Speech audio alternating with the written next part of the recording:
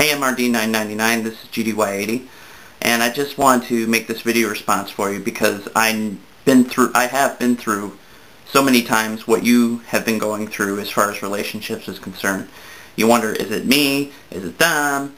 You know, is something wrong with me? You know, and I know it's a tough time. You know, you want to meet the right girl, you want to settle down eventually, and it's tough. And sometimes we rush into it, sometimes they rush into it. It's complicated, it sucks, but I'm just here to tell you that, you know, you got people praying for you, you know, people willing to give you encouraging word. I already saw in your comments that you got, you know, somebody helping you out there, and I just wanted to let you know that, you know, we're thinking about you. And I also wanted to share this one video clip that has helped me. It's by Rich Mullins, and I figured, you know, I felt led to share this video clip with you and see what you thought, see if it helps. So I hope you enjoy it, and I hope this helps you through your tough times. So you take care of yourself, man. Be talking to you later.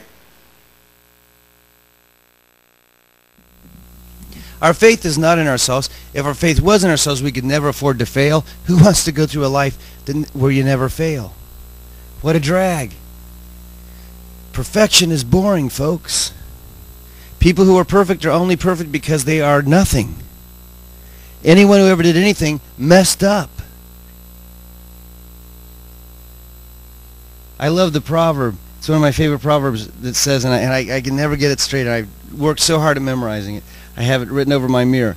It goes, where the stall is empty, where there are many oxen, the stall is messy.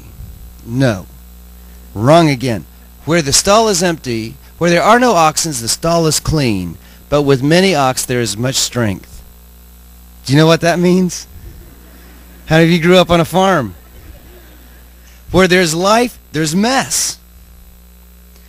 Where someone is living, they're going to make mistakes. One of the wonderful things about when we read the gospel, one of the wonderful things about the records that we have of the apostles is that they really did make mistakes, not only before Pentecost, but even after Pentecost. Even after they were indwelled by the Holy Spirit, Peter still had hang-ups about Gentiles. He still made mistakes, and yet the wonderful thing is Peter's salvation was not based on his being perfect. Peter's salvation was not, his faith was not based on his perfect grasp of every doctrine and every truth in the world. Peter's faith was based on the reality of Jesus Christ and what he accomplished. Peter did not believe in himself, even though he had the courage to stand in front of huge crowds of people and preach the gospel. It wasn't because he had confidence in himself. It was because his faith was in God. We are told to believe in ourselves, and the end result of believing in yourself is you end up putting a lot of pressure on yourself because you've got to be worthy of that faith.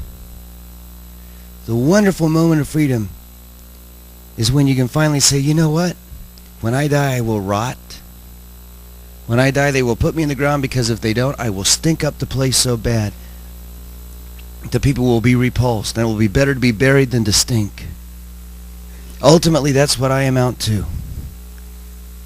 Thank God that there is a God who is beyond me. Thank God there is goodness beyond my goodness. Thank God there is grace beyond the grace I am able to extend. Thank God there is life beyond my life. I believe that I will be resurrected, not because I will of myself have the power to pull myself out of the grave, but because I believe there is a God who loves me and who will raise me up, give me a new body. And man, I've got a great one picked out.